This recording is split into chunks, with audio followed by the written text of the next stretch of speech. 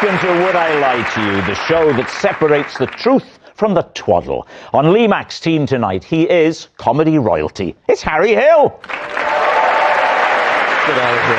And she won the Euros, she won the Jungle, she's the one and only Jill Scott. And on David Mitchell's team tonight, he's a musician, artist, and like me, a style icon. It's Kojey Radical. And she's here to sort your life out, Stacey Solomon. We begin with round one, Home Truths, where our panellists read out a statement from the card in front of them. To make things harder, they've never seen the card before. They've no idea what they'll be faced with. It's up to the opposing team to sort the fact from the fiction. Stacey is first tonight. Oh, God. OK. I nearly broke up with my husband while he was trying to propose to me. Please, team. Well, this show's taken a turn, hasn't it? We all know, but you're married to the mighty Joe Swash. Oh, he is mighty. Yeah. A mighty pain in my nose. First of all, when was this? It was a Christmas Eve, and I actually couldn't tell you the year. That's terrible, isn't it? Oh, that's right. It was lockdown. It was lockdown, and we were in the house, and we used to go for our daily walk. Yeah. So we'd go to the woods by our house, right? Hey, steady now. This is not loose women. And this one day on Christmas Eve, while I was in the thick of being really busy, he was like, we've got to go on our daily woods walk. And I was like, can't that wait? We can do it tomorrow. It's Christmas Eve. Yeah. But anyway, we went on a walk, and through the woods, there was like all these flowers laid out. So I said, I think someone has passed. Oh, you mean laid out in cellophane? Laid out like these faux white beautiful flowers all across the woods. Right. And then he said, let's go and have a look. I said, what the hell is wrong with you? Like, I'm not walking through that. And he was like, no, come on, let's just get a closer look at it. I was like, you are actually disgusting. If this is a lie, there's a hell of a lot of detail. But he kept saying, we've got to go and have a look, like he was being really nosy about somebody else's, like, terrible thing that had happened. And then I said to him, like, I don't know if I can be with a person like you who just... Wow. Who gets off on someone else's misfortune. So I went over with him reluctantly and was expecting a shrine of some kind. It wasn't a shrine. It was Joe had put the flowers out to propose to me on. Was there anything written in the flowers, or he got down on his knee? No, I think his mistake was not having anything written in it, because if it had said marry me, I'd have got it straight away. It's quite a lot of flowers to write that. You wouldn't have been able to see that from a distance, would you? Well, it could be a big one, couldn't it? Like what they put in a funeral car. Yeah, a funeral florist, they'd be glad of a more upbeat commission. Love, something positive. It was actually a commemoration to Mary Mia, and he just changed the letters quickly. So he got down on one knee, and I was like, oh, sugar. Like, we'd had a full-blown row on the way to this proposal, and I genuinely, it was hit and miss. And I did say yes in the end, obviously. Well, of course, it was lockdown. You weren't going to meet anyone else. Well, exactly. What about your family? How did they react? My dad actually was hidden in the bushes with a camera. Joe had contacted your dad and said, hide in the bushes. No, he was there by chance. What time of day? 4-ish. Well, hang on. It's getting dark, right? Yes, it was dusky. So he's asking you to walk in the woods when it's... Why hasn't he used an earlier time to get a good photograph? I think because I moaned so much about going on this walk. I'm just thinking about your dad. How long was he lurking in the bushes for? If it was dark, was your dad able to flash the camera? Now, I think you knew what you were doing there, Jill, and we're not at home to smut an innuendo on this show. What do you reckon, Jill? Is she telling the truth? I think sometimes when you're telling a lie, you over-elaborate a bit. You splurge too much information. Yeah. Harry? I think it's a lie. I think if you were going to do that, you'd wait for Christmas Day, wouldn't you? I think it's a close one, but a lie, I think. Yeah, it's not easy having first-time guests on. Do people come on twice? Well, not this time, they won't. I'm joking. Something tells me this might be the truth, but I think I'll go with my team and say, yeah, she just made up that story. I mean, bearing in mind, we only asked one question and off she went. If this is a lie, I'm going to put it in for an Academy Award. Stacey Solomon, were you telling us the truth or were you telling us a lie? It was true. No way! Yes, it's true. Stacey did nearly break up with her husband mid-proposal. Jill, you're next. Okay, here we go. I was sick into the FA Cup. Yeah, David's team. Were you? For the love of God, say yes. I actually was. That's a very good follow-up question. Under what circumstances? So basically, we just won the FA Cup, and then people do that thing where they pour the champagne into the FA Cup. Who is we, Jill? Manchester City. Manchester City, Yeah, right, Manchester City. I take a sip of this champagne stuff, and I brought it back up into the FA Cup. Did they sing a song like, we like to drink with Jill? Because Jill is on me. And when we drink with Jill, she dance or drinking 8, 7, 6, 5, 4, 3, 2, 1, yeah! And then and then I was sick, yeah. Are we the only two that go out? Yeah, I've never heard that song. That's also new to me. I've never heard that in my life. Well, you know what the worst thing was? The person who got the second swig. I didn't tell the girls. Oh. I know, because then they were passing it round. This wasn't a full vomit. This was No. more like a short-term regurgitation. Yeah, but I was a bit sick. Did it go down the wrong hole? No, it definitely went down the right hole. I think the part that makes me suspicious is I believe Jill was a really nice person and she'd be like, oh, I've just puked in that. Is that your definition of a nice person? What do you reckon, Kojey? I reckon you did it. It's like the end of EastEnders. I think you lie. You think lie? So it's up to me. Yeah. Yeah, I reckon that's true. Jill, was it true? They think it was, or was it a lie? So it was a lie. Good work.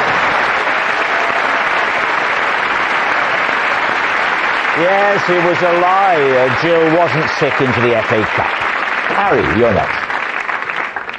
When I was a doctor, I accidentally sent 2 patients for procedures they didn't need because I'd got their forms mixed up. Oh, so each other's form. The test that they needed, I put the wrong one on the wrong person. That's what I thought. Because, in fact, you've rather understated your crime. Because not only did you give them tests... Crime is a very strong word. Well, I'll commute that to act of gross professional misconduct. It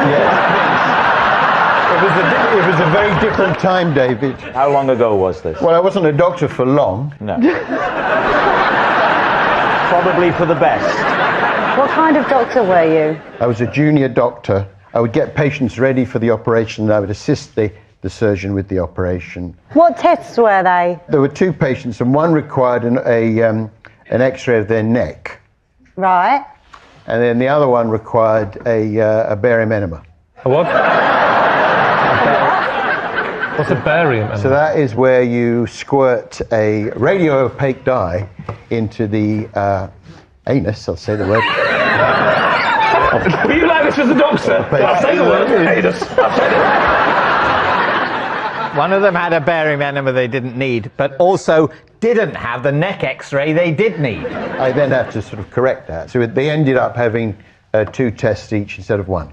Well, hold on. Someone went in, right, for a neck x-ray and happily laid down and had an enema.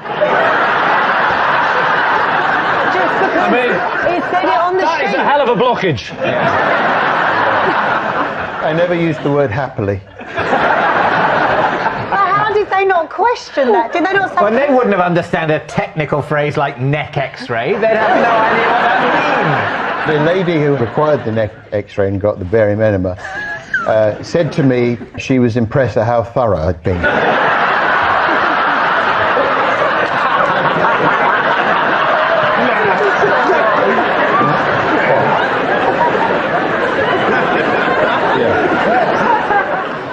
Did it help, these extra tests? Did you find anything up this lady's bum or this man? That could have saved them in the future? Now, fortunately, those were the normal. They were normal So neck tests. lady had a perfectly healthy bottom, and bottom guy's neck was a-okay. Did you at any stage come clean to these patient A and patient B? Of course not. All right, what are you thinking then? That's Kojey. impossible, man. I can't go for a neck X-ray and get something in my bum. Crazy. Stacey. I couldn't tell you what it was like in those days. No, exactly. Exactly, Stacey. It was a different time. What it was year? a different time. What year? This would have been 1988. What was it like then?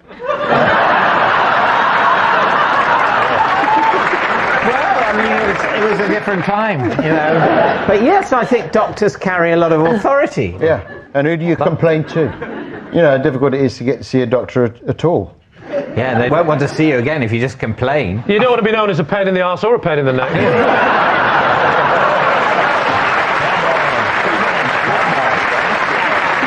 All right, so what are we going to say, David? I think it could have happened, but equally, yeah. Why? Well, honestly, I fear for people who grew up in that time. Well, if you two are both convinced it's a lie, I won't overrule you, because it definitely might be a lie. All right then. So, Harry, was it true or was it a lie? It was true. Yes, it's true. Harry did send 2 patients for procedures they didn't need. Our next round is called This Is My, where we bring on a mystery guest who has a close connection to one of our panellists. Now, this week, each of Lee's team will claim it's them that has the genuine connection to the guest. It's up to David's team to spot who's telling the truth. So, please welcome this week's special guest, Adam.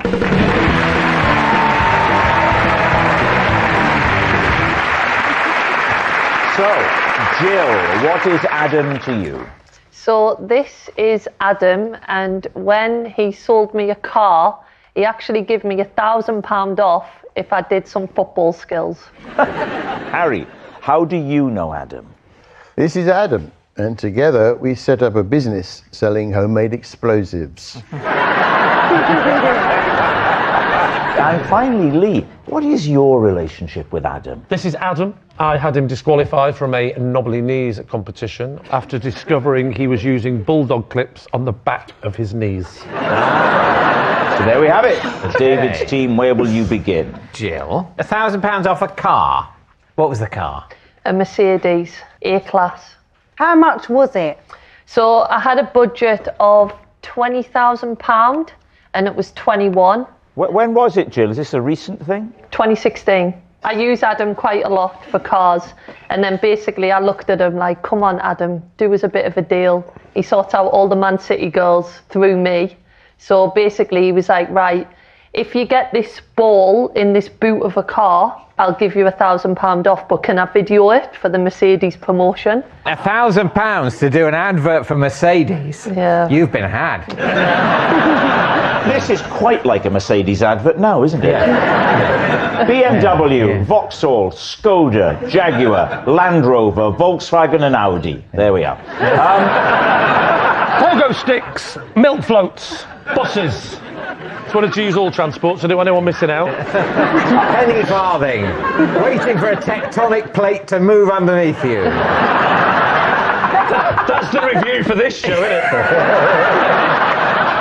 Are you a car guy, Kojey? Electric cars, yeah. Oh, nice. Oh. David doesn't even drive, Kojey.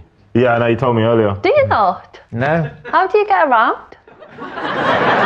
Literally just wait for a tectonic plate to move. Hop straight onto it. Did he not just offer you it for 20 if you brought all the girls in for the team? I know. And you kept buying cars off him for the last 10 years and he still made you do something. He's a bit stingy, I'm not gonna lie. This is true, I'm not happy. He was trying to get us, he was trying to get us to bring David Silver in for ages. I brought all the girls in and he wanted one of the male And it players. wasn't enough. Oh, what No, a wasn't enough. misogynist he is. Yeah. No, he is a great guy though. No, I don't think he is. No, Not the he way is. you're describing him.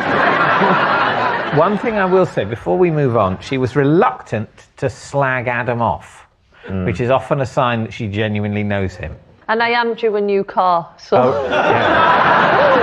Well, if you do know him, Jill, what's his surname? Lowe, but with an E. L-O-W-E. Adam Lowe. Yeah. Okay. L-O-W-E. You're going to write Harry, it? You're going to write it down what's then? this, I thought about it, but then I You realised... don't need a car. Yeah.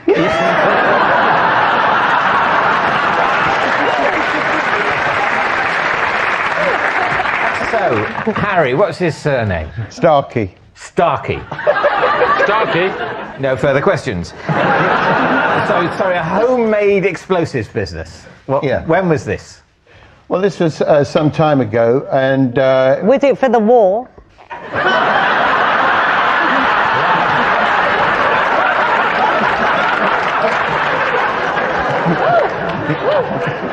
it wasn't for the war. I'm not that old, Stacey, for crying out loud. Were you a child? I was about 11. Yeah. So yes. Who were you mixing with at 11? Well, Adam Starkey. Bit of a pause before Starkey, there, wasn't it?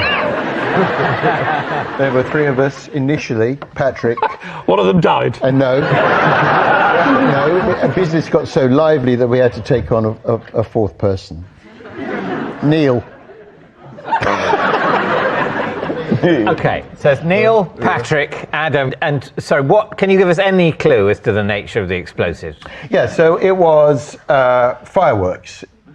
We made small explosives and fireworks, yeah, to sell to children. How did you learn to make fireworks? Adam Starkey told me. You couldn't find stuff out back then, but somehow we managed to find the recipe for gunpowder. In a library? Or... It would have been From his mate Guy. It was a long time ago. it would have been in a book. How did you obtain the ingredients for gunpowder? Well, two of the ingredients you could buy them from the chemist, and there was a chemist in Staplehurst where I grew up. Hi, everyone, and big up to the Medway posse, and and so we could get our hands on two of the ingredients. And then there's the other ingredient you can't so easily obtain. If Patrick's auntie got hold of it. Did you grow up in a wealthy area? Like, how did you buy these ingredients? Had you had a business prior that you'd saved up from and you were able to invest into the new business? I'm looking for £50,000 for 10% of the business. No, we had jobs. I had a job anyway. At 11? Yeah, What was your job? road sweeping. Who's your main customer? I was 11, so our target would be 10-year-olds. And how much money did you make? Well, we made about £1. Hang on. But back then, that was like £1,000. It was about 1,000. What about Lee? Okay. Remind us, Lee, of your claim. This is Adam Lowe Starkey, double barrel. I got him disqualified from a knobbly knees contest when I discovered he was using bulldog clips on the back of his legs.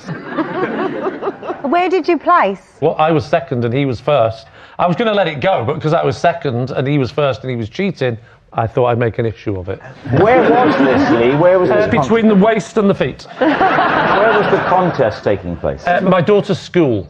Oh. Hang on. I haven't got a daughter. Your daughter's school held a knobbly knees competition. Why? A word that you don't get involved with, David. Fun. Was there a particular occasion that it was part of, or was School it fete. School fete. Just the usual thing, tombolas, coconut shies, knobbly knees. It was an old school theme. How many entered the knobbly knees competition? There were, I think, about 8, so 16 knees in total. Okay. No, 15. There was a guy that used to be a pirate. Describe how it happens. I've never been to Well, he was fighting, trying to get some gold from a ship. They attacked him and he wasn't having it, and they cut his leg off. No, the knobbly knees competition. Sorry.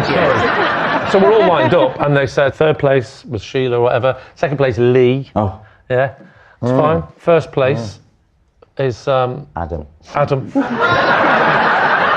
Who had judged it, by the way? The children. The children. Which children? 7 children. Do you need their names? No, but how were they selected? I'd say randomly. But how do 7 children judge a knobbly knee competition? Because they all have to agree. There's got to be a third place, second place, first place. There's 7 children have to. How is this organised? This is a nightmare. There were 7 children. 7 children. It might not have been 7. It might not have been 7. All right, Well, I asked. A simple I was question. guessing 7 because one of them looked happy, one was a bit grumpy. Roughly 7. Why are you so obsessed with the Who was judging? announcing? He had bulldog clips on the back of his legs. Why are you worried about the admin? Who was saying who won? The 7 kids got Was there together one chorus? in the all speaking at once, like they're possessed. Who said in third place Sheila? Who said it? The teacher. Which teacher? You were sent an email about this. You're not allowed to treat me like this anymore. You promised. I went to HR about this. Stop.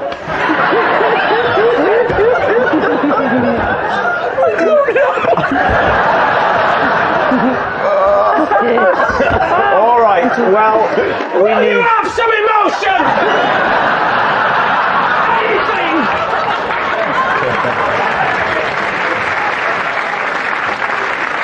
All right, we need an answer. So, David's team. Is Adam Jill's stunned salesman, Harry's mischievous mate, or Lee's crafty competitor? Well, He looks like he could be a car salesman. although if we say that, there's a lot of time we wasted talking about knees and explosives. I'd be actually a bit disappointed if he's a car salesman, and I think you could get better deals elsewhere. I've been getting my cars off him for 10 years. Well, he's laughing all the way to the bank, Jill. He hasn't laughed once, to be fair. What do you think? I feel like the most believable story is Jill's. I think the most believable story is Harry. Well, why don't you split the difference? Because no one's got knees baggy enough for a bulldog clip. And that's your trailer. Feel the back of your knee and just have a think about that for a second. I could absolutely get a bulldog clip round. Okay, let's make a decision. Okay, are you sticking with Jill?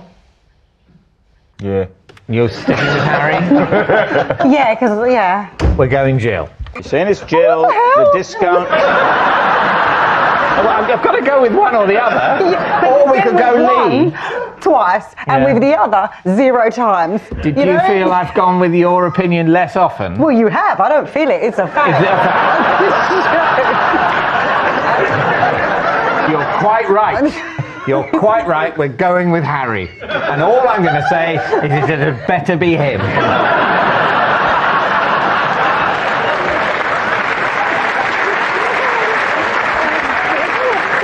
Adam, would you please reveal your true identity?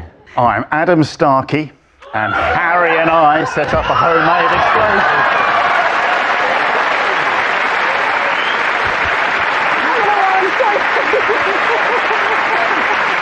Adam is Harry's mischievous mate. Thank you very much, Adam.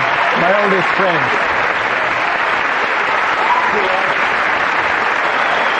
Which brings us to our final round, quickfire lies, and we start with... It's Kojey. I have diagnosed myself as suffering from a condition I call HPS. Right, Lee's team. So, the obvious question, what does HPS stand for? Heavy pelvis syndrome. Heavy pelvis syndrome? Oh, Ah. Are you showing off? Can you describe the symptoms? I can't swim. Right. Because your pelvis is too heavy. Bingo. Which is why I feel like this is cheeky, because it's like, I do suffer from this. Do you know what I mean? It's not self-diagnosed, it's just diagnosed. Whoa. It's been diagnosed by a doctor? I'm getting a doctorate soon, so... Yeah, I've got one of them. They count for nothing. No. Don't ruin this for Trust me, I've done it. If they sound a plane, if we got a doctor here and you put your hands up, you're in for a whole world of pain. Did you try swimming when you were younger, as a child? I've drowned a few times, yeah. Well, you haven't, have you? Nearly drowned 3 times as a result of Okay. HPS. When was the first time? I'm in the pool, I'm in the middle, and I've got a decision to make. I could either walk back to the shallow end stairs, Yeah. or walk towards the deep end. And as I start to stroll, I feel like an alarming amount of weight from my pelvis. How would you weigh the pelvis? It's not about how I weigh the pelvis, it's about how the pelvis weighs me down. But Abby, if you lie flat on the floor and we were to lift your pelvis, would we feel the weight? Yeah, You wanna lift me with my pelvis? I Come, think darling. if you- Come on then. If you could lie flat on the ground there, please, sir. Well, put your knees up. One sec, you gotta help me down. Got to help you down. Watch the belt. Boom! I'll tell you what, that's a heavy pelvis. Put your knees up. I think that maybe we should have a doctor in There you attendance. go. Yep. There you go. But then if he puts his feet flat, we'll feel the weight of the pelvis, won't we? Yeah, but he won't be able to lift.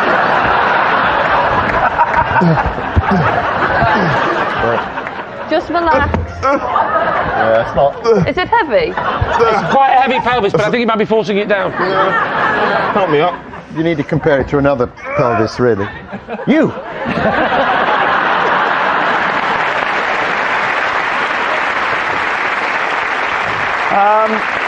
Harry, you've had a chance to examine the patient. What would you recommend? Well, I think you just need some swimming lessons.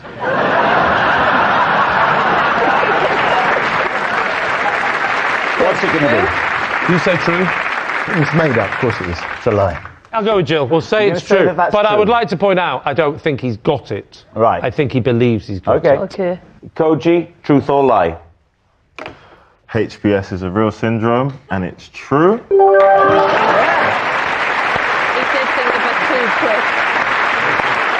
It's true. Koji has diagnosed himself with HPS. That noise signals time is up. It's the end of the show. And I can reveal that David's team has 2 points and Lee's team have 3. Thanks for watching. We'll see you next time. Good night. Discover Strange But True Tales with Dara O'Brien and Izzy Sooty. What? Seriously? Surprising stories, special celebrity guests, and a mix of comedy with quirky history on Sounds. Helix Comedy with a Ghost.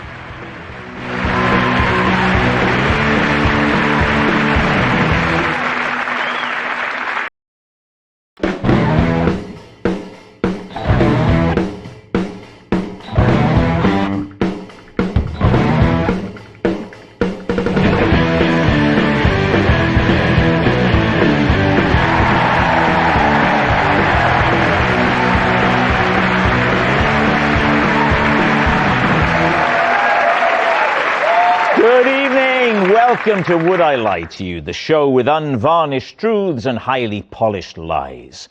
On Lee Mack's team tonight, from Blue Peter to Morning Live, it's Gethin Jones. And stand-up comic and star of Britain's Got Talent, it's Nabil Abdul Rashid. And with David Mitchell tonight, a star of stage and screen, the wonderful Francesca Mills. And here with more hull-raising tales, it's comedian Lucy Beaumont. We begin with round one, Home Truths, where our panellists read out a statement from the card in front of them. To make things harder, they've never seen the card before, they've got no idea what they'll be faced with. It's up to the opposing team to sort the fact from the fiction. Lucy, you're starting us off tonight. Right. I once impressed a man in Hull with what I did with my Henry Hoover. Please, team. Who was this man, first of all? Well, I don't mean Henry, obviously, I know who he is. what happened was I went to view a house for a friend, basically. Why? Because they wanted to move to where I was living. So they didn't have time What's to the come over. friend's name? Peter. Is he left-handed?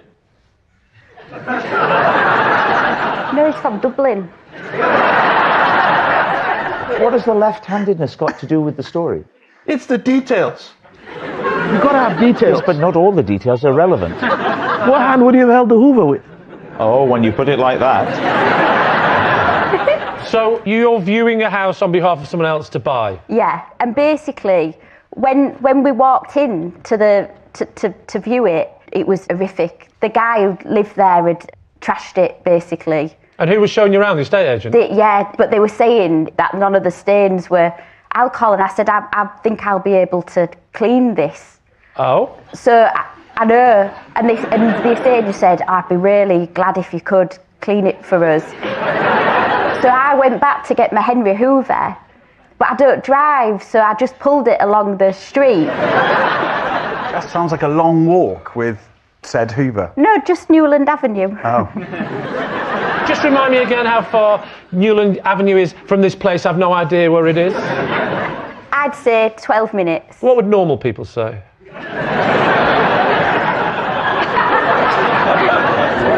Did you discover what the stains were? Because... Yeah, it was a tenant that was in previous, and he said the good thing is he never smoked or drank. Right. So they were just urine. There was just... Sorry? That's the only... Oh, thank goodness. Thank goodness it's only urine. I'd so hate it if it was ash or wine. He told you it was urine stains before you went to get the Hoover? That's why I offered. Yeah, but you don't use a Hoover to get rid of a stain. No, after you put the carpet stain remover on, you have to then hoover it. I've got an MVQ in cleaning. Don't tell me how to clean up a stain, Lee. What else was the problem? Was it just stainage or was it mess? There was all sorts What's going the on. licorice? Yeah. There was... in the fridge. Can we wait till everyone's got it before we move on? So I cleaned the fridge. It was quite poetic, really. It had half a Battenberg and a soap in it. A soap? Can I check, was it tomato soap? It was a soap, a bar of soap? Soap, yeah. Why would you have soap in a fridge? Why would you have urine on the floor? So you said you impressed Peter with what you did. So Peter's my friend that I was looking at it for, but I said, you do not want to buy this place. Oh, was he buying or letting? Because you've said tenant. So there was a tenant in it who was renting, it was going to be sold. Wait a minute. So did you know the second you saw this place, even when it's cleaned up, that it's not advisable for Peter? Yeah. Well, why would you bother then cleaning it? Because no more questions. I'll be honest. Oh, you're going to be honest now, are you? I'll be honest. What have you been up to this point that you feel like you have to qualify it from now you're going to be honest? What have you been doing? He paid me 20 quid. He paid you 20 quid? Yeah, Not Peter, Not the Peter. estate agent. I was on TV. How long did it take to do I did a whole day with him. A whole day for 20 quid? Yeah. 20 quid? How do you know the estate agent was impressed with what you did? Because he said you're my bridge over troubled waters. All right, what do we think? I think if she's not lying, there's something wrong with her. I just don't think it's true. I don't think it's true. What about you, Gethin? There was lots of talking about letting and buying. I think it's a lie. Well, my team both think it's a lie. I'm 50-50, but these two guys look like they know what they're talking about. Okay, so they're saying it's a lie. Lucy, was that a lie, or were you telling us the truth? It was.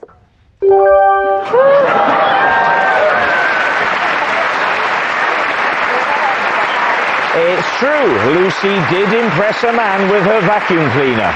Gethin, you're up next.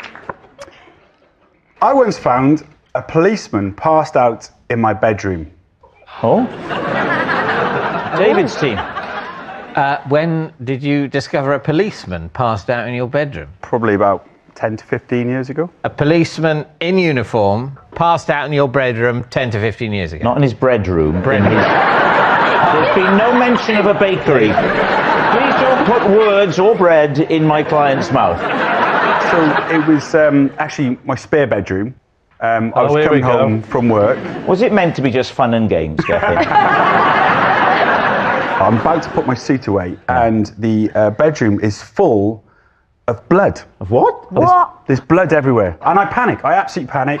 I come out. A woman walks in and says, "Don't worry, I'll sort that out. I'll drag this over from me." So at this point, you've seen a load of blood, but you don't know where the blood's come from. No. Yeah. So I'm panicking.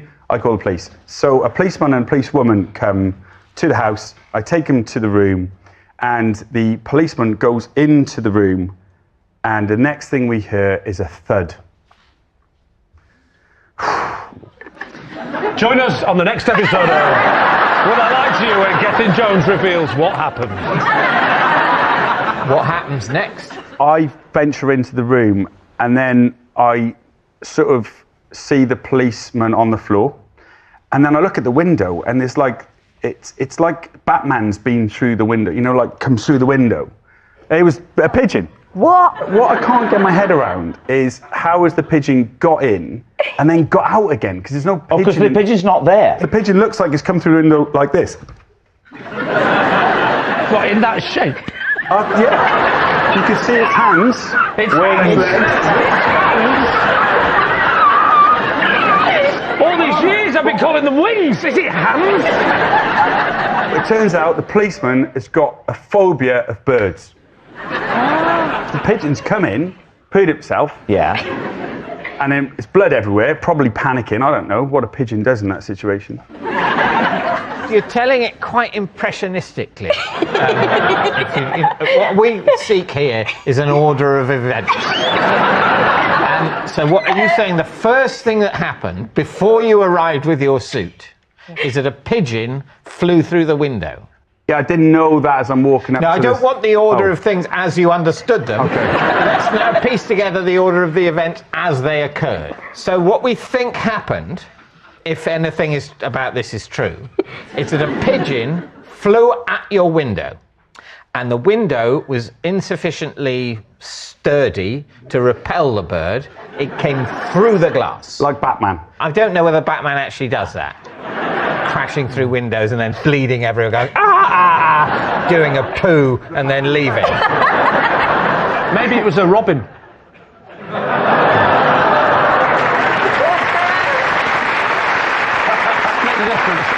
That's a classic mixture of groan and applause there. Welcome to my love life. Why did the policeman faint when the bird had left? I don't. The feathers, like feathers everywhere. Had you said there were feathers? I think so. There were feathers. This is the first mention of feathers. It's mention of feathers. So this policeman has seen the feathers. Yeah.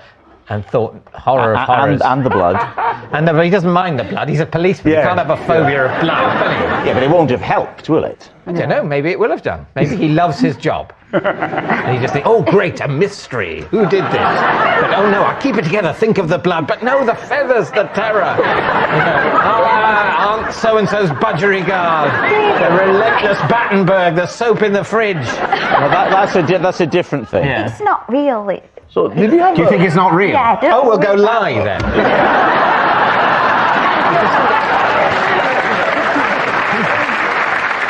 So what do you think? Fran, what do you think? I think because of the late coming of certain information like the feathers and the poo, I believe it is false. Has it occurred to you that he might have introduced those elements late in order to make the story seem implausible? You could be being very, very clever here. Yeah. You've deliberately injected Gethin presents Morning Live.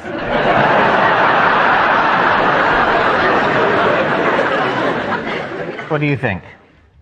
I don't think it's. You don't think it's true? No. If it's not true, he invented that it was the spare room where he kept his suits. He went in and saw blood, and it turned out it was a pigeon that had crashed through and done a poo and then left. That is a Byzantine level of invention. From a card saying that a policeman was passed out in a bedroom. I'm going to go with my team. I'm going to make my own minority report later. All right, There then. we go. So We go lie. They're saying that it is a lie. Gethin, was it true or was it a lie? It is true.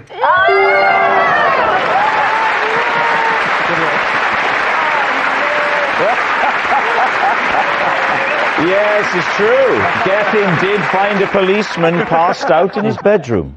Our next round is called This Is My, where we bring on a mystery guest who has a close connection to one of our panellists. This week, each of David's team will claim it's them that has the genuine connection to the guest. It's up to Lee's team to spot who's telling the truth. So please welcome this week's special guest, Joe.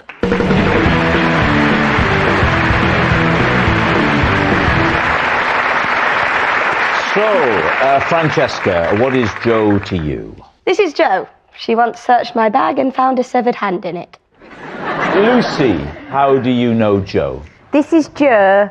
I did a dodgy deal down a back alley to get some of her gravy. David, what is your relationship with Joe? This is Jo, and when I was her knight in shining armour, she rewarded me with a chocolate eclair. So there we have it. Fran's frightened frisker, Lucy's sauce supplier, or David's pastry provider. Lee's team, where will you start? Okay, Fran, when was this?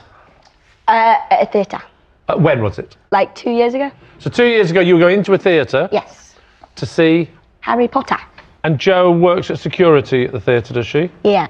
What did you find in your bag again? A severed hand. What hand?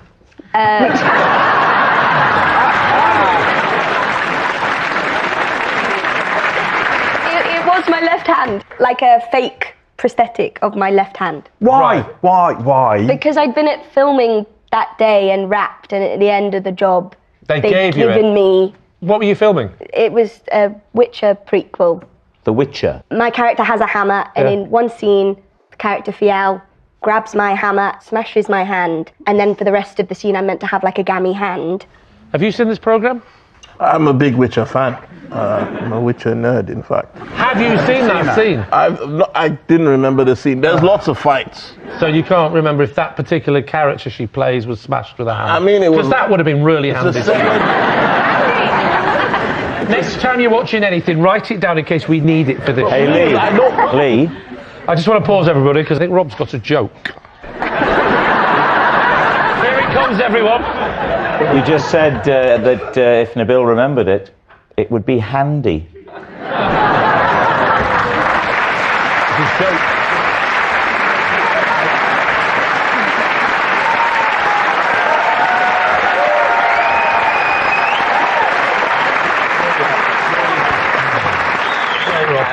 Francesca said that first, you just didn't hear. Yeah. So quick, Rob, and then about 6 minutes later, a little bit of blood pouring out of your ear, you went, I've got it! I bet Jo has seen some things. Yes. So what was her reaction like? She was very shocked. And then I was like, I'm an actor, it's my hand, it's fake. And then she laughed. I was like, I would like to keep it with me so I don't lose it. And then she was So, like, and what did she do? Let you keep it with... She did, very kindly. Right. And did you use to clap? I didn't. With a hell of a look, holding on to it and going like that. I didn't, but I should have. Right, who do you want to quiz next? Lucy, can you remind me again of what you said? This is Jo, and down a back alley, we did a gravy deal. Right, okay. First of all, how do you know Jo?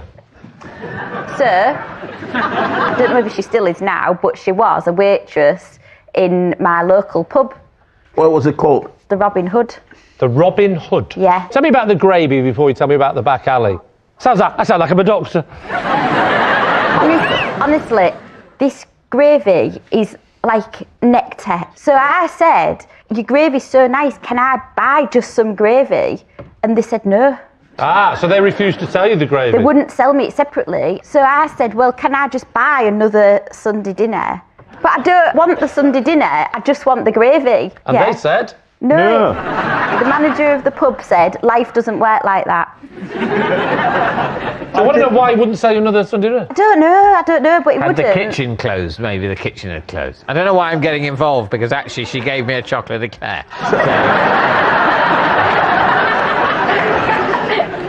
So how did you end up in this alleyway with Joe? So I said to Jo, would you sell me some gravy? You name your price. And she said, for 20 quid. Everything's 20 quid with you. 20 quid for what? £20 for a tub of... I said £20 So for a tub of gravy. She said £20. No, I did. I said £20. So you said, name your price, and they said, actually, I'll name it. Yeah. I thought it was worth £20. Did you come with your own No, Tupperware? it was, you know, one of them like tinfoil things that you get. So she had that. Has she been selling black market gravy before? No, because she said, meet me round the back after my shift finished. After you what finished? You don't want to be buying gravy off anybody. It's in this metal container. Take it. I don't want any money. So, the metal container, if it's got a cardboard lid, that's not a good way to transport gravy. No, it wasn't. I had to walk really slowly back. Not easy when you're dragging a Henry Hoover. Why did she do it so secretively? Because she knew she could potentially get the sack. Right. Now, can you see the problem now? What? We're on national television. How's she going to get away with this? I don't know. It's not my problem. Now then, what about David? David, remind us again. When I was Joe's knight in shining armour, she rewarded me with a chocolate eclair. What had you done? I'd helped push her car out of a Ford. What? A Ford? Sorry, what? Like in Frozen. Fjord. No, not a fjord. I'm a superhero. How could I get a car out of a fjord? How did she survive the crash off a cliff into a fjord? I don't know what one is. A ford is where, if there's a very small waterway, they make a ford where the road basically goes through the stream. And her car had stopped in it, and I helped push it out. By yourself? No. Then how come only you got the gig? Because the other person helping push her out was her husband. And she obviously felt that he had to help. Well, and where was this, David? Where are we? We're in Cornwall. We're in Cornwall. What are we doing there? We were on holiday. Oh, Yeah. With our wife and with our daughter? Yes. Lovely. Are we enjoying it? Yes, it's nice there. Are there any tensions just under the surface? No, they're all out in the open. We're driving along, screaming at each other as usual. No, we're driving along very nicely in beautiful country lanes of Cornwall, and we come across this Ford. Oh. In the Ford is Joe's car, Right. with Joe in it and Joe's husband. I can't remember the make of the car or the name of Joe's husband. I'm sorry. How deep? Well, I'm a bit sorry, but you know, not. I think it was deep enough to have wet the engine of Joe's car. Wow. Such that it didn't please, go. one more time, David, say in your voice, it's deep enough to wet the engine.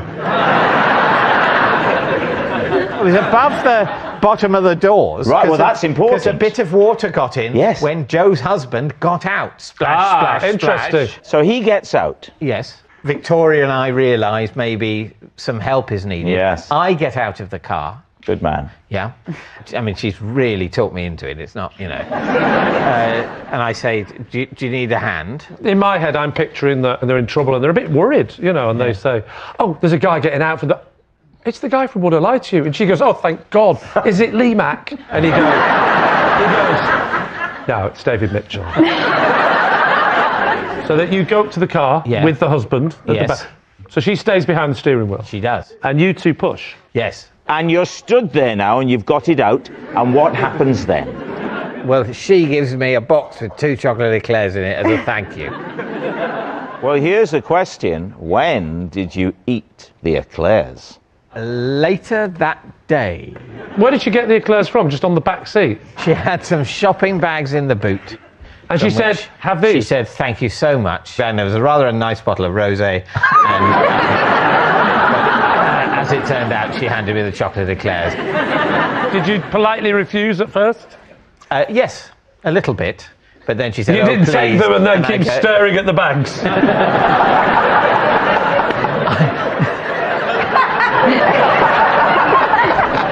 All right, look, we need an answer. Is Joe Fran's Frightened Frisker, Lucy's sauce supplier, or David's pastry provider? OK, well, let's go through them one by one. What do we think of Fran's story? Is her character someone that would be hit by a hammer? There's a guy that turns into something and he mashes up a bunch of people. Have you ever thought of doing continuity announcing? I like Fran's story, but I sort of believe Lucy more. We're not counting David at all. I'm sorry, no one gets a chocolate eclair and waits to eat it until the afternoon. Not a chance. That was your problem. You think I should have ate it literally in front of her? She hands it over and I go, now you go.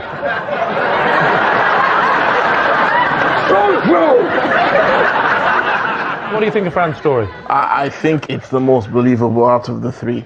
I struggle to believe anything Lucy says. OK, Lee, it's time to guess. We're going for Fran. Is that what we're saying? Yeah. OK, we think it's Fran. You're saying it's Fran. Joe, would you please reveal your true identity? Hi, my name's Jo, and Lucy did a dodgy deal to get some gravy.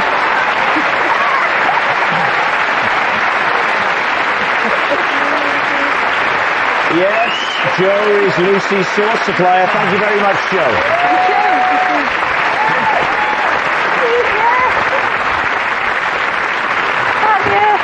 Which brings us to our final round, quick fire lies, and we start with...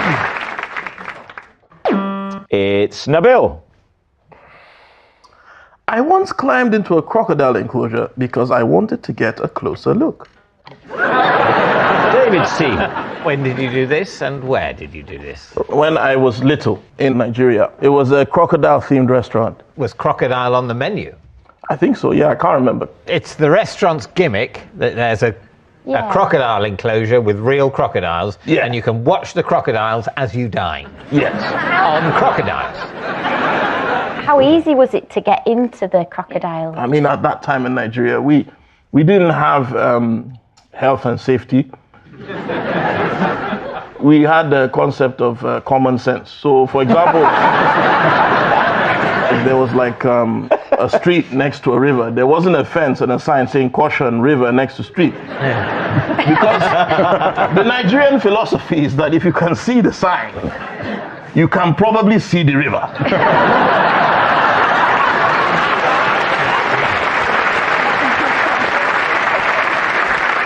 I hopped over the fence because I wanted to look at them because I just thought they were cute and friendly and stuff. And I got close to one and they just like came at me. And luckily for me, I didn't know. I just found out by accident. But they're fast running in a straight line. But if you take a corner, it's hard for them to kind of like... Yeah. You're meant to run away from crocodiles in zigzag. Yeah, I didn't know that at the time. I was running straight, but he was gaining on me. I was running, and then I just like took a corner and hopped the fence. And what sort of state were you in? What do you think? What, terrified? Have you been chased by an animal before? Anybody? I've been attacked by crocodiles. Yeah, there you go. When were you attacked by a crocodile? We were in a Louisiana swamp. We were rescuing crocodiles. Will they not have been alligators? Alligators. Oh, well, I don't want to hear about it then. It's totally irrelevant. I got chased by an ostrich as well. No way. Yeah, in a police officer's house. He's quite a well-to-do police officer. Okay. Because they take bribes. No. He had a lot of exotic stuff in his house. And one of the things he had was an ostrich. I got too close to one and I was laughing at it because it was doing, I don't know whether it was a mating dance or a challenge. Like a... I kind of ended up doing the dance back. That probably wasn't a good idea. And it chased you? Yeah. Sorry, who did you say you was with? Who was looking after you? On which occasion? The policeman's house, at the ostrich, or the restaurant and the Well, crocodile? I mean, I'd like to know both, really. So, my parents practiced free-range parenting. Although that being said, I was more scared of my mom than I was of the crocodile. So, what are you going to say? What are you thinking, Lucy? I think it's true. I was listening to it like it was a real story. I forgot, actually, we were playing a game. Fran? I think it's true because you haven't embellished it any further. You've kept with the story. What he hasn't done is add any feathers. Well, he has, in the sense that he's added an extra story of being chased by an ostrich. Lots of feathers, yes. I'll take it back. Maybe he jumped to that truth story because he needed a break from telling a lie. Exactly, yeah. But then why didn't he tell the show's researchers about being chased by an ostrich? That would have been equally interesting, particularly at the huge private zoo of a corrupt police officer. What are you going to say? I do You have not to make a know. decision, David. True. You're saying that it's true. Nabil, was that true, or was that a lie? It's not true. It's not true. Which one is it? What? It's too late, but I sense now it's not true. I have that feeling. It's not too late. You can change if you want to. Go on then. You had a feeling then. There was a smile the way he was smiling. He was smiling like, I've got him. I don't know if it's true or a lie, but if you now get this right because he's got you want to change your mind, I'll be livid. Okay, I'm going... Lie. You're saying it's a lie. I think so. Nabil, was it a lie or was it true? It's true. Good answer.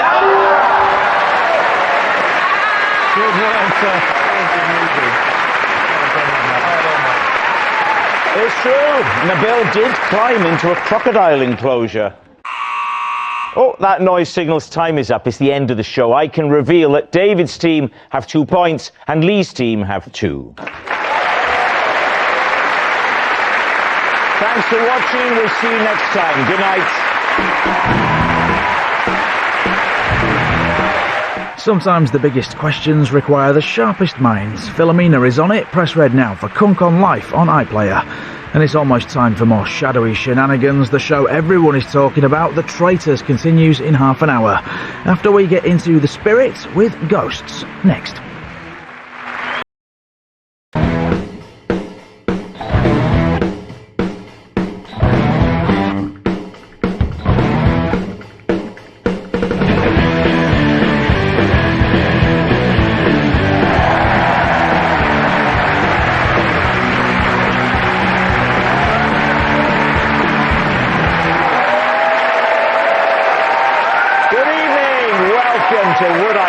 The show where dishonesty is sometimes the best policy.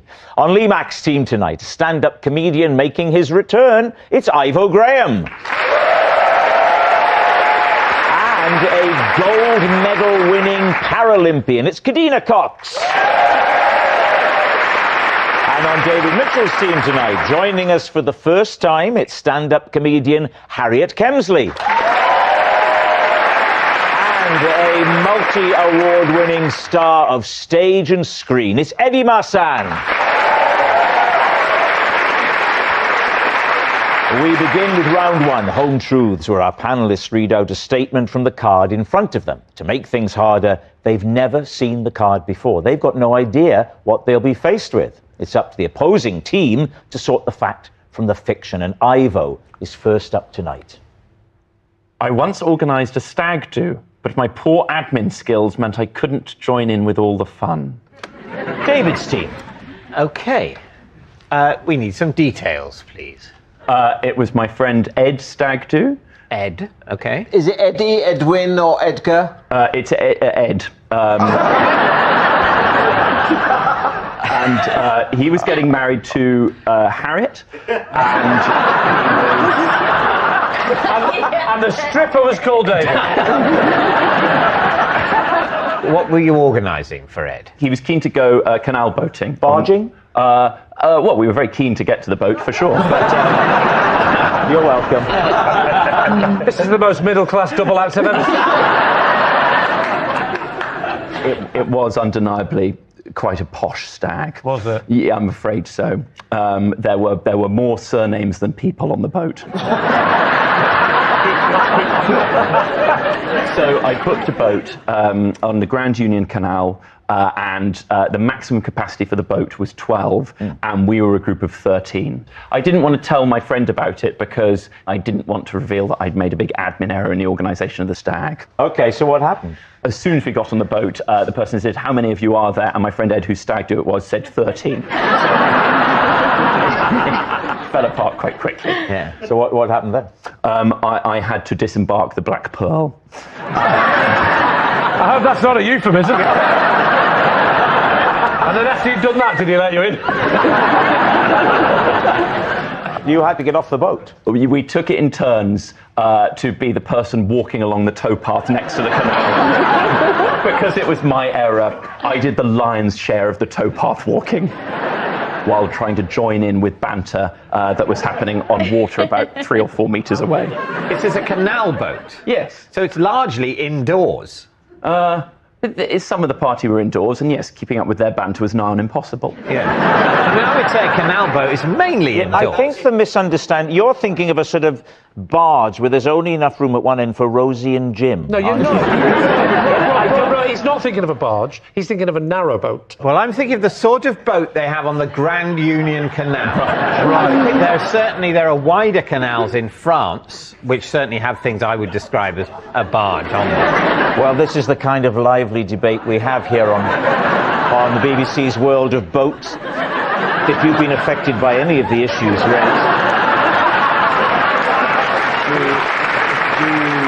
do get in touch. All right, so the boating... The easiest way through this is just Ivo simply describes the boat. I'm aware that I've drifted through, in many ways, my whole life on a sea of complacency and entitlement. But you can see why I should feel comfortable referring to a boat in a canal as a canal boat. I was barely on it for a few minutes. Can I just say, if you were on a sea of complacency, probably a barge.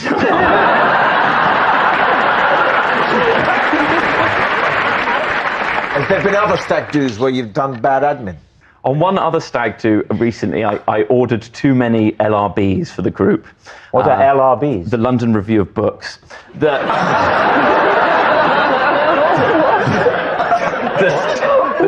stag was a big fan of the London Review of Books newspaper, so I thought, in tribute to him, I would get everyone a copy for the weekend. But unfortunately, quite a lot of members of the group had already brought their own copy. So what are your team going to say? I did believe it and then I didn't. Yeah, I'm on that. Well, if we think maybe lie. I think a lie. Lie. Yes, I think it was quite a plausible scenario, but I'm not buying it. All right, Ivo, was that a lie or was it actually the truth? Somehow more depressingly, it's true. It's true. Ivo couldn't join the fun on a stag do. Harriet, you're next. Once, while camping, I lost my tent, then took desperate measures to find somewhere else to stay. Right, Lee's team. Define desperate measures. That was said like a lawyer in an LA. Where are we, Harriet? Newquay. Newquay. When was this? It was when I was 17, which is... Is it written up there? the early 2000s. So you're in a campsite. Who were you with? 2 girls. What they called? Their names were Sam and Susan. How many tents have you got? 1 tent. Between the 3 of you? Yes. Is it a 3-woman tent? No, 2-man. Come on. Hashtag everyday sexism. So it's a 2-man tent? Yes. But you were trying to squash in? Yes. Right. How irresponsible. Yeah. You should never exceed the recommended...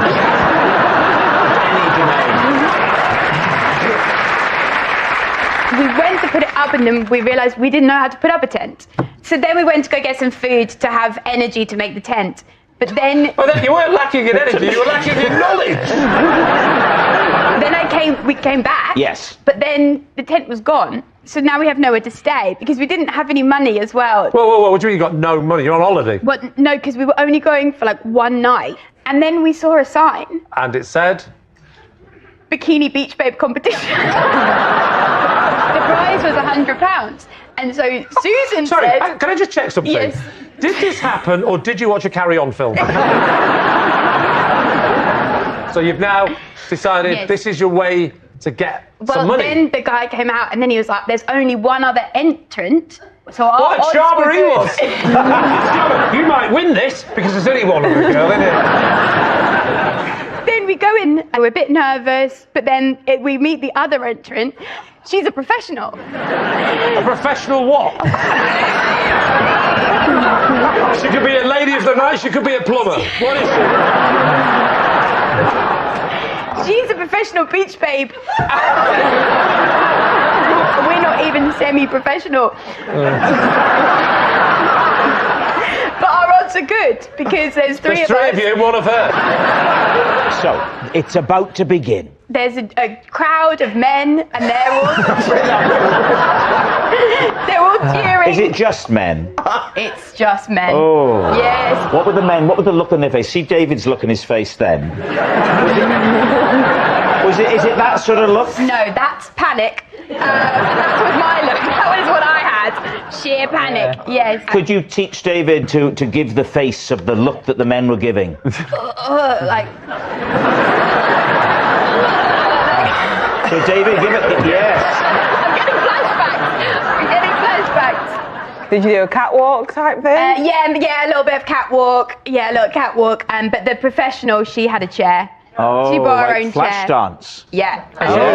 A chair to dance. Not, you didn't just sit there. I'm a professional. I haven't got time for this. I just sit there. Judge me, £100. I'm off. It's Penzance tomorrow. Can we ask now who won?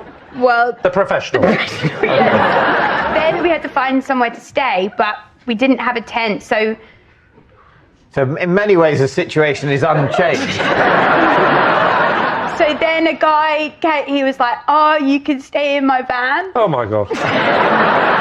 Then we slept for a bit. So why don't you sleep in your car? Yes. Good question. There was more space than I had a Renault Clio, and so we could have a proper sleep. Right. So has it finished or did anything else happen? Then we had a lovely day in Newquay, and then I drove back. And that's it? Yeah, on the way back, I was driving and then I was like, oh, there's a stag in the road. And then... Wasn't his lot, was it? Susan said, I can't see a stag. And I'd imagined a stag. Well, what do you mean? I don't think in the history of this show has an added bit ever been more worthless. One more thing. I thought I saw a stag, but I didn't. So what do we think? That was Right, Kadina, what do you make of it? I think it's a lie. You're not having it? No. What about you, Ivo? I've had a lovely time. I think it's a lie. Lee Mack. To have invented a story like that would require genius. So I think it's true. But I'm all about democracy. Yeah. So I will go with my team. Okay. They think it's a lie, Harriet. Was it or was it true? It is true. It's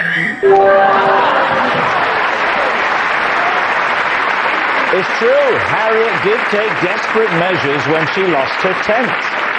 Our next round is called This Is My, where we bring on a mystery guest who has a close connection to one of our panellists.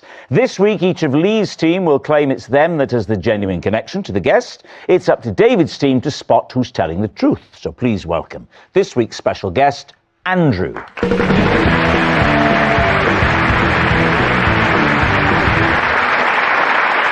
So, Ivo, what is Andrew to you? This is Andrew. He's the decorator that I had to hose down in my parents' garden after he tipped 5 litres of paint over his own head. Right.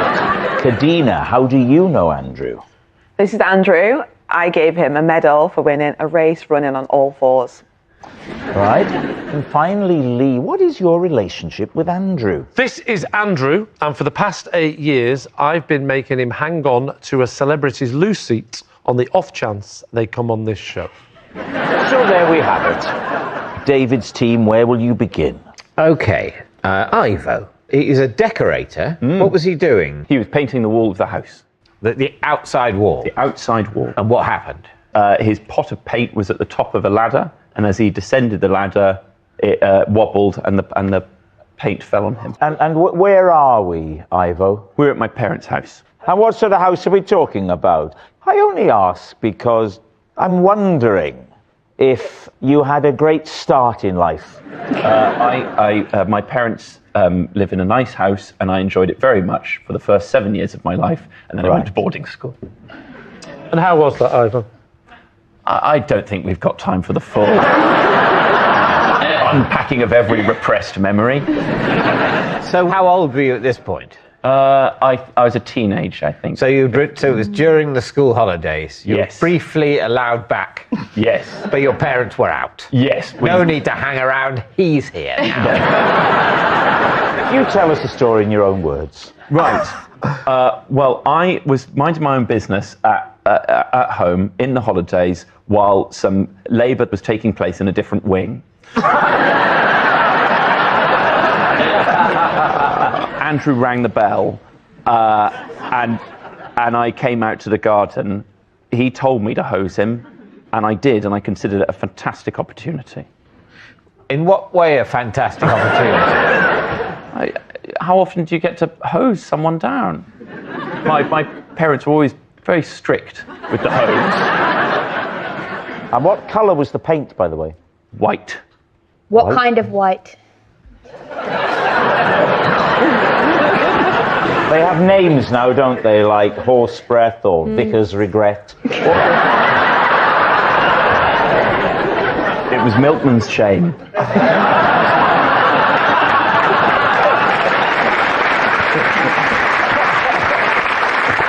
Describe your hosing technique.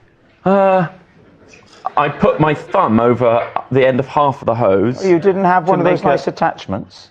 No, in many ways it's been a life of great deprivation. You'd need a hard hose. I've got covered in paint many times. Is this another one of your competitions? Why didn't he hose himself? Well, I think he very kindly and sort of realised that it would be fun for me.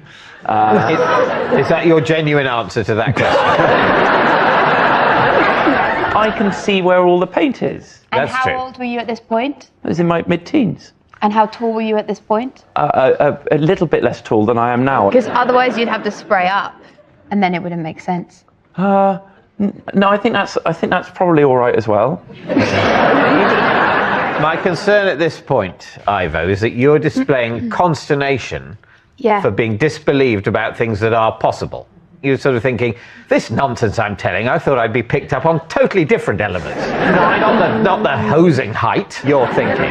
No. You want to be disbelieved for the most disbelievable bits, not the bits that are actually possible. Is that true? I do respect that you've got a certain degree of status and experience on this show, but you can't tell us what we're thinking all of the time.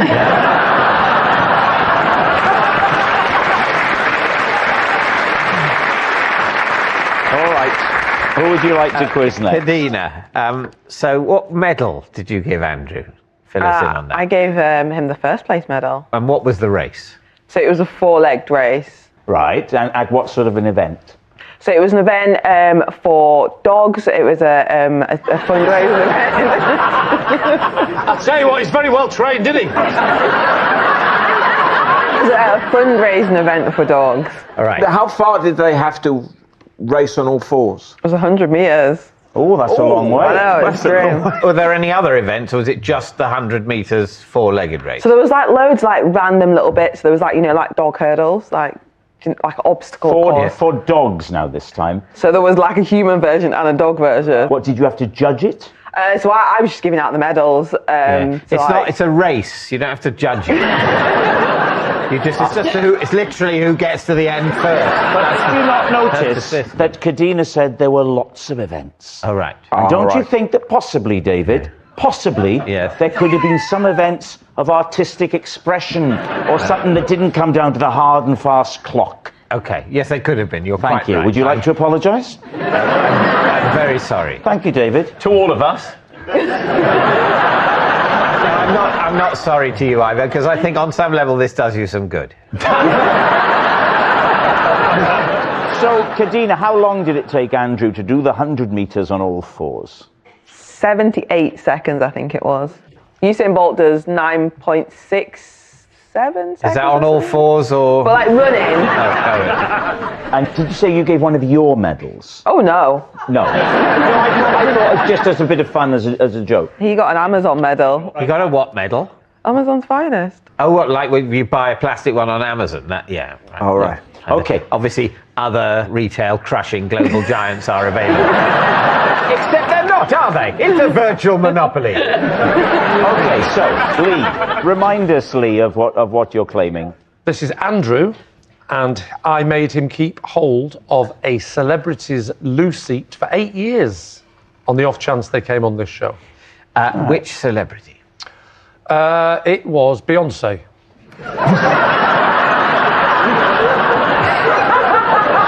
Sorry, not Beyonce, the other one. Mark Lawrenson.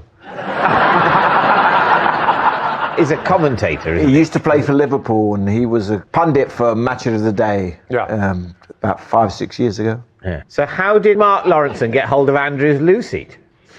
No. Andrew get hold of Mark Lawrenson? Yeah, good question. Well, it came free as an extra bonus with the other thing that he bought off Mark Lawrenson. A house. Correct. Okay, so Andrew bought Mark Lawrenson's house. I know. He said he's doing his renovation. He said, I'm getting rid of this. It just as a jovial thing to say. He was holding this is Mark Lawrence's loo seat and get rid of it. He was holding the loo seat. He was miming it, I think, at the time. He was miming it. He was miming it. He mimed the loo seat. When he talked to you about his house renovations, he said, I'm getting rid of Mark Lawrenson's loo seat, and he did a little mime. To be fair, it might be that was my interpretation of what happened at the time. Okay. Yes. But then you said, hold on to it because I might see him and give it back. No. What were we 8 years ago? Series 10? You know, on this show, if anything happens, you grab it with both hands. Yes. Yeah. So if he comes on this show, I can say, this is Mark Lawrence's loo seat as a possession. But then he'll come on the show and then you'll just go, oh, this is your loo seat. And what would he say? Oh, yeah. What do you mean? Are you telling me if I got out a loo seat now, you'd recognise it as yours? It depends. Is it distinctive in any way? Nothing at all, apart from the red and the LFC and this is Mark Lawrence's loo seat. Nothing. How do you know Andrew? He's a relative. Okay. Can you be more specific? Yeah, he's my great-grandmother.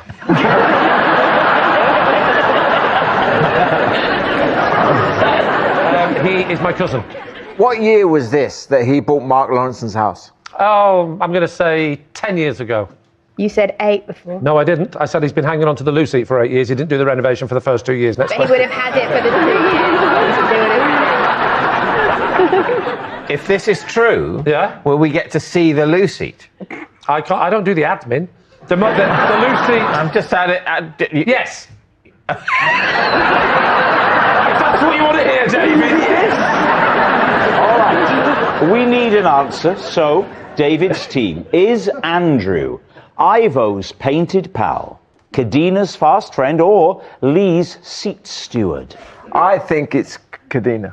It does, on the surface, that feels like the story that has the fewest holes in I it. think so, and I think, yeah. My toilet seat's got no holes. It just comes out and sort of... It comes with a free mop! Should we go with Kadina? Kadina. Kadina? Kadina, yeah. We'll go with You're going to Kadina. say that it's Kadina and the dog event.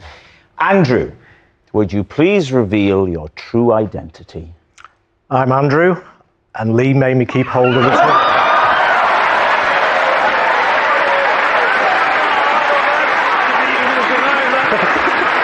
Yes, Andrew is Lee's seat steward, and what's more... Thank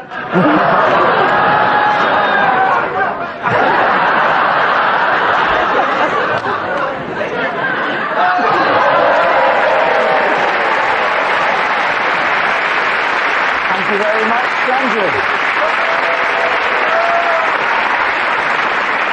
I can't wait for Mark Lawrence to watch this. Which brings us to our final round, quickfire lies, and we start with... It's Eddie. I once humiliated myself while trying to impress my in-laws. Lee's team. When was this? The first evening I met them, 24 years ago. What were you trying to do to impress them? I was trying to make a cup of tea. Trying? To impress them? Yes. Had you offered to make everyone a cup of tea? Yes. What, in their house? Yes, in their house. You see, that straight away, I go... See, I'm not... Yes. That's weird. Can I make you all a cup of tea? Well, no, you can't. It's my house. So you've gone to make the tea? Yes. Have you done all the milk, sugar, all Yes, that? I've done all that. I've asked all the right questions. You've done all the admin? I've asked all the right questions. You've gone in the other room. Yes. What the hell went wrong, Eddie? I put the kettle on, the hob, and I turned the hob on, and I could smell plastic burning. So you put an electric kettle? Yes, because Why? I had the stovetop version and they had the electric version. Oh no. So I put that on there and then turned it on and it melted. So what did you do? My wife, my girlfriend at the time, came in and just chucked it under the tap. You hadn't even thought to do that yourself? I'm not very practical. You just stood there looking at the melting. It's not easy. When does he whistle? And it's all dripping down. It's weird, that kettle. It's getting smaller and smaller. And then what happens? When do they find out about it? Well, my father-in-law kept it. Kept the kettle? Kept the kettle. Why? Because when we got married, he had to make a speech and brought out the kettle. Were you planning to marry Mark Lawrence?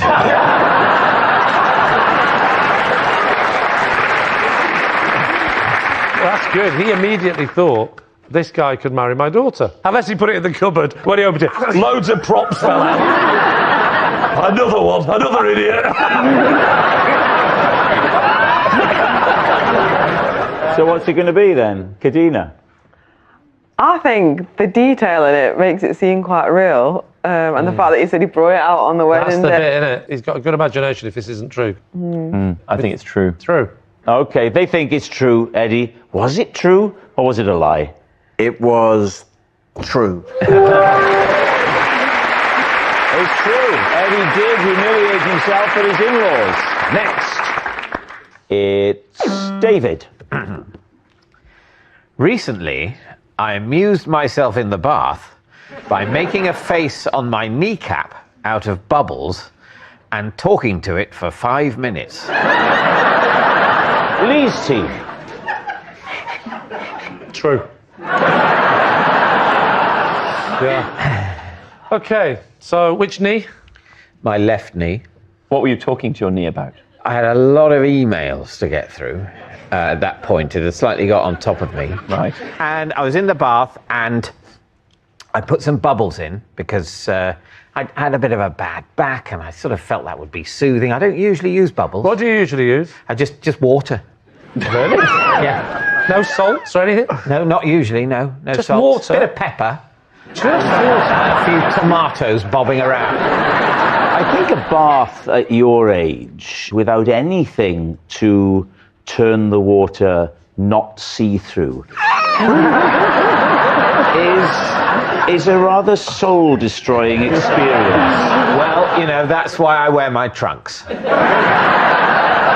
Anyway, do continue. Okay, I sort of noticed that the bubbles were falling in a sort of shapes on my knee, Right. in a way, and in my distracted state, I sort of sculpted the bubbly shapes into a little face, rather an authoritative face. Did you give your knee face a name? No, but I thought of it as a senior military figure. And you then ascribed it a voice? It was just mine, but a bit gruffer, you know. How does that sound? Could you do it? I just, come on.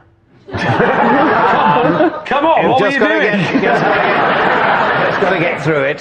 Come on. Get through what? Keep soldiering on. The emails. Now I was discussing the email crisis with the knee face. What don't you understand? And is anyone in the house but you? My wife. What would she think if she could hear unfamiliar sounds coming from the bar? Come on, just do it. Do it. Just get on with it. Get on with it and do it. Were you tempted to make your other knee a character? Or the fella in the middle? The angry worm. He already is one. Okay, let's move on. So, Ivo, what are you thinking? I think it's true, and I'm embarrassed to say I'm probably going to do it myself in a moment of stress. Kadina? I feel like a stressed out David could have a whole conversation with his knee. I think it might be true. Okay, so they think it's true. David, was it true or was it a lie? It was, in fact, a lie. It's a lie. David didn't make a face out of bubbles. That noise signals time is up. It's the end of the show, and I can reveal that Lee's team has won by 3 points to 2. Thanks for watching. We'll see you next time. Good night.